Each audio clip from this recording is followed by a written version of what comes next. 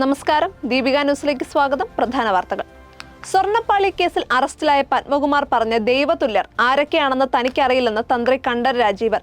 സ്വർണ്ണപ്പാളി തട്ടിപ്പ് കേസുമായി ബന്ധപ്പെട്ട് പ്രത്യേക അന്വേഷണ സംഘം മൊഴിയെടുക്കാൻ തന്ത്രിമാരെ ഇന്ന് വിളിപ്പിച്ചിരുന്നു. SITക്ക് മുൻപാകെ മൊഴി നൽകിയ ശേഷം മാധ്യമപ്രവർത്തകരുടെ ചോദ്യങ്ങൾക്ക് മറുപടിയായാണ് അദ്ദേഹം ഇക്കാര്യം പറഞ്ഞത്. അറിയാവുന്ന കാര്യങ്ങൾ അന്വേഷണ ഉദ്യോഗസ്ഥരോട് പറഞ്ഞിട്ടുണ്ട്. ഉണ്ണികൃഷ്ണൻ പോറ്റിയെ അറിയാം. ശബരിമലയിലെ കീഴ്ശാന്തിയായി അവിടെ പ്രവർത്തിച്ചിരുന്ന സമയത്ത് അറിയാം. ഉണ്ണികൃഷ്ണൻ പോറ്റിയെ ശബരിമലയിൽ കൊണ്ടുവന്നത് താനല്ലെന്നും അദ്ദേഹം പറഞ്ഞു. ശബരിമല സ്വർണ്ണക്കൊള്ളക്കേസിൽ ശബരിമല തന്ത്രിമാരായ കണ്ഠരര് രാജീവരുടെയും മോഹനരുടെയും മൊഴി SIT രേഖപ്പെടുത്തി. ഇരുവരും SIT ഓഫീസിലെത്തിയാണ് മൊഴി നൽകിയത്. ശബരിമലയിലെ മുതിർന്ന തന്ത്രിമാരെന്ന നിലയിലാണ് ഇരുവരുടെയും മൊഴിയെടുത്തത്. ഉണ്ണികൃഷ്ണൻ പോറ്റിയെ അറിയാമായിരുന്നുവെന്നാണ് തന്ത്രിമാരുടെ മൊഴി. സ്വർണ്ണപ്പാളിയിൽ അനുമതി നൽകിയത് ഉദ്യോഗസ്ഥർ പറഞ്ഞത് പ്രകാരമാണെന്നും ദേവഹിതം നോക്കി അനുമതി നൽകുക മാത്രമാണ് തന്ത്രിമാരുടെ ചുമതലയെന്നുമാണ് മൊഴി നൽകിയത്. അതിനിടെ ശബരിമല സ്വർണ്ണക്കൊള്ള കേസിൽ മുൻ ദേവസ്വം ബോർഡ് പ്രസിഡന്റ് A. പത്മകുമാറിനെ കോടതി പോലീസ് കസ്റ്റഡിയിൽ വിട്ടു. വ്യാഴാഴ്ച വൈകുന്നേരം 5 വരെയാണ് കോടതി SITയുടെ കസ്റ്റഡിയിൽ വിട്ടത്. വിശദമായ ചോദ്യം ചെയ്യലിന് പത്മകുമാറിനെ വിട്ടുകിട്ടണമെന്നാവശ്യപ്പെട്ട് പ്രത്യേക അന്വേഷണ സംഘം കൊല്ലം വിജിലൻസ് കോടതിയിൽ അപേക്ഷ നൽകിയിരുന്നു. ഈ അപേക്ഷ പരിഗണിച്ചാണ് കോടതി പത്മകുമാറിനെ പോലീസ് കസ്റ്റഡിയിൽ വിട്ടത്. പത്മകുമാറിനെ കൊല്ലം പോലീസ് ക്ലബ്ബിലോ തിരുവനന്തപുരത്തെ SIT ഓഫീസിലോ വെച്ച് ചോദ്യം ചെയ്യും. പത്മകുമാർ പറഞ്ഞ ദൈവതുല്യർ ആരൊക്കെയാണെന്ന് അറിയാനാണ് അന്വേഷണ സംഘം കസ്റ്റഡിയിൽ വാങ്ങിയത്. കേരളത്തിലെ തീവ്ര വോട്ടർ പട്ടിക പരിഷ്കരണം തുടരുന്നതിന് തടസ്സമില്ലെന്ന് സുപ്രീം കോടതി. തദ്ദേശ സ്വയംഭരണ തെരഞ്ഞെടുപ്പ് നടക്കുന്ന സാഹചര്യത്തിൽ വോട്ടർ പട്ടിക പരിഷ്കരണം നീട്ടിവെക്കണമെന്നാവശ്യപ്പെട്ട് സംസ്ഥാന സർക്കാർ നൽകിയ ഹർജി പരിഗണിക്കവെയാണ് കോടതിയുടെ നിരീക്ഷണം. അതേസമയം ഹർജിയിൽ കോടതി സ്റ്റേ അനുവദിച്ചില്ല. കേരളത്തിന്റെ കേസ് ഡിസംബർ 2 പരിഗണിക്കും. SIRൽ കേരളത്തിന്റെ സാഹചര്യം വ്യത്യസ്തമാണെന്ന് നിരീക്ഷിച്ച കോടതി കേരളത്തിന്റെ ഹർജിയിൽ ഇടപെടണോ എന്ന് അന്ന് തീരുമാനിക്കാമെന്നും അറിയിച്ചു. കേരളത്തിലെ വിഷയത്തിൽ തിങ്കളാഴ്ചയ്ക്കുള്ളിൽ സത്യവാങ്മൂലം നൽകണമെന്നും സുപ്രീം കോടതി നിർദ്ദേശം നൽകി. എന്നാൽ കേരളത്തിൽ രാഷ്ട്രീയ പാർട്ടികളാണ് പ്രശ്നമുണ്ടാക്കുന്നതെന്നാണ് തെരഞ്ഞെടുപ്പ് കമ്മീഷൻ സുപ്രീം കോടതിയിൽ വാദിച്ചത്. നടപടി വേഗത്തിൽ നടക്കുകയാണെന്നും ആവശ്യമെങ്കിൽ സത്യവാങ്മൂലം സമർപ്പിക്കാമെന്നും കമ്മീഷൻ കോടതിയെ അറിയിച്ചു. എന്നാൽ കമ്മീഷൻ പറയുന്നതല്ല സാഹചര്യമെന്നായിരുന്നു കേരളത്തിന്റെ എതിർവാദം. ശാസ്തമംഗലത്തെ BJP സ്ഥാനാർത്ഥി R. ശ്രീലേഖ IPSന്റെ പേരിനൊപ്പമുള്ള IPS ഒഴിവാക്കി തെരഞ്ഞെടുപ്പ് കമ്മീഷൻ. റിട്ടയർഡ് എന്ന് ചേർക്കാമെന്നാണ് കമ്മീഷന്റെ തീരുമാനം.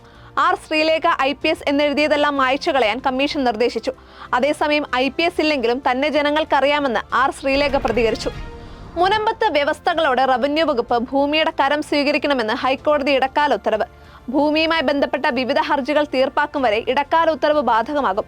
മുനമ്പത്തെ 615 കുടുംബങ്ങൾ പണം നൽകി വാങ്ങിയ ഭൂമിയുടെ കരം റവന്യൂ വകുപ്പിന് സ്വീകരിക്കാം. മുനമ്പം സമരസമിതി, പ്രദേശവാസികൾ തുടങ്ങിയവർ നൽകിയ ഹർജികളിലാണ് വ്യവസ്ഥകളോടെ കരമൊടുക്കാമെന്ന് ജസ്റ്റിസ് C. ജയചന്ദ്രന്റെ ഇടക്കാല ഉത്തരവ്. കരം സ്വീകരിക്കാൻ തയ്യാറെന്ന് സംസ്ഥാന സർക്കാർ കോടതിയെ അറിയിച്ചിരുന്നു. 2022 വരെ മുനമ്പത്തുകാർ ഭൂമിയുടെ കരമടച്ചിരുന്നു. എന്നാൽ ഇതിനെതിരെ 2022 വഖഫ് സംരക്ഷണ വേദി ഹൈക്കോടതിയെ സമീപിച്ച് അനുകൂല ഉത്തരവ് തേടി. ഇതോടെ വിദ്യാഭ്യാസ, ചികിത്സാ ആവശ്യങ്ങൾക്ക് പോലും ബാങ്കിൽ വായ്പയെടുക്കാനാകാത്ത രീതിയിൽ മുനമ്പം വാസികളുടെ സാമ്പത്തിക ഇടപാടുകൾ മരവിച്ചിരുന്നു. പോക്സോ കേസ് പ്രതി സബ് ജയിലിൽ മരിച്ചു. സംഭവത്തിൽ ദുരൂഹതയെന്ന് ബന്ധുക്കൾ. കാസർഗോഡ് സ്പെഷ്യൽ സബ് ജയിലിലാണ് സംഭവം. കാസർഗോഡ് ദേളി കുന്നുപാറയിലെ മുബഷിർ എന്ന 29കാരനാണ് മരിച്ചത്. ഇന്ന് പുലർച്ചെ 5:30യോടെയാണ് ശാരീരിക അസ്വാസ്ഥ്യത്തെ തുടർന്ന് ഇയാളെ ജയിൽ അധികൃതർ കാസർഗോഡ് ജനറൽ ആശുപത്രിയിൽ എത്തിച്ചത്. വൈകാതെ മരിച്ചു. 2 മാസം മുൻപ് ഗൾഫിൽ നിന്ന് നാട്ടിലെത്തിയ മുബഷിറിനെ 3 ആഴ്ച മുൻപാണ് പോക്സോ കേസിൽ പോലീസ് അറസ്റ്റ് ചെയ്തത്. അതേസമയം മരണത്തിൽ ദുരൂഹത ആരോപിച്ച് ബന്ധുക്കൾ രംഗത്തെത്തി. ജയിലിൽ മർദ്ദനമേൽക്കേണ്ടി വന്നെന്ന് മുബഷിർ പറഞ്ഞതായി ബന്ധുക്കൾ ആരോപിച്ചു. ജയിലിൽ ചില ഗുളികകൾ കഴിപ്പിച്ചെന്നും ഇത് എന്തിനുള്ള മരുന്നാണെന്ന് അറിയില്ലെന്നും ബന്ധു ഹനീഫ് പറഞ്ഞു. അന്വേഷണം ആവശ്യപ്പെട്ട് ജില്ലാ പോലീസ് മേധാവിക്ക് പരാതി നൽകിയതായും ഹനീഫ് പറഞ്ഞു. ശശി തരൂരിനെതിരെ രൂക്ഷ വിമർശനവുമായി കോൺഗ്രസ് നേതാവ് രാജ്മോഹൻ ഉണ്ണിത്താൻ MP. രക്തസാക്ഷി പരിവേഷത്തോടെ പാർട്ടി വിടാമെന്ന് ശശി തരൂർ കരുതേണ്ടെന്നും തരൂരിന് എല്ലാ പരിഗണനയും പാർട്ടി നൽകിയിട്ടുണ്ടെന്നും ഉണ്ണിത്താൻ പറഞ്ഞു. ശശി തരൂരിന് വേണമെങ്കിൽ പാർട്ടിയിൽ നിന്ന് പുറത്തു പോകാം. കോൺഗ്രസിന് ഗുണം ചെയ്യുന്ന പ്രവർത്തനമല്ല തരൂർ നടത്തുന്നതെന്നും ഉണ്ണിത്താൻ പറഞ്ഞു. കഴിഞ്ഞ ദിവസം ട്രംപ് മന്ദാനി സംഭാഷണത്തിന്റെ ദൃശ്യങ്ങൾ പങ്കുവച്ച് കോൺഗ്രസിനെതിരെ വീണ്ടും ശശി തരൂർ ഒളിയമ്പെയ്തിരുന്നു. കരുനാഗപ്പള്ളിയിൽ ടിയർ ഗ്യാസ് പരിശീലനത്തിനിടയിൽ പോലീസ് ഉദ്യോഗസ്ഥർക്ക് പരിക്ക്. ടിയർ ഗ്യാസ് പൊട്ടിയാണ് ഉദ്യോഗസ്ഥർക്ക് പരിക്കേറ്റത്. പരിക്കേറ്റ 3 പോലീസ് ഉദ്യോഗസ്ഥരെ ചവറ ആശുപത്രിയിൽ പ്രവേശിപ്പിച്ചു.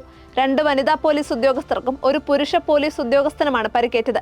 കരുനാഗപ്പള്ളി സബ് ഡിവിഷനിലെ പോലീസ് ഉദ്യോഗസ്ഥർക്ക് പരിശീലനം നൽകുന്നതിനിടെയാണ് അപകടമുണ്ടായത്. ടിയർ ഗ്യാസ് ആദ്യം ഉപയോഗിച്ചപ്പോൾ പൊട്ടിയിരുന്നില്ല. തുടർന്ന് വീണ്ടും ലോഡ് ചെയ്യുമ്പോഴായിരുന്നു പൊട്ടിത്തെറിച്ചത്.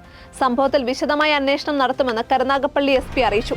ഊരകത്ത് സ്വകാര്യ ബസ്സിനടിയിൽപ്പെട്ട് സ്കൂട്ടർ യാത്രക്കാരി മരിച്ചു. തൃശൂർ പൂച്ചിന്നിപ്പാടം സ്വദേശി ജെറിയുടെ ഭാര്യ സ്നേഹയാണ് മരിച്ചത്.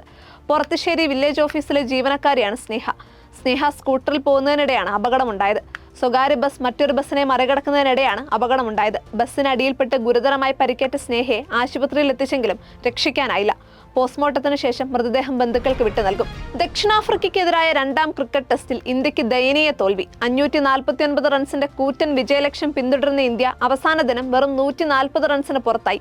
ദക്ഷിണാഫ്രിക്ക 408 റൺസിന്റെ വമ്പൻ വിജയം സ്വന്തമാക്കി. ഇതോടെ 2 മത്സരങ്ങളുടെ പരമ്പര സന്ദർശകർ തൂത്തുവാരി.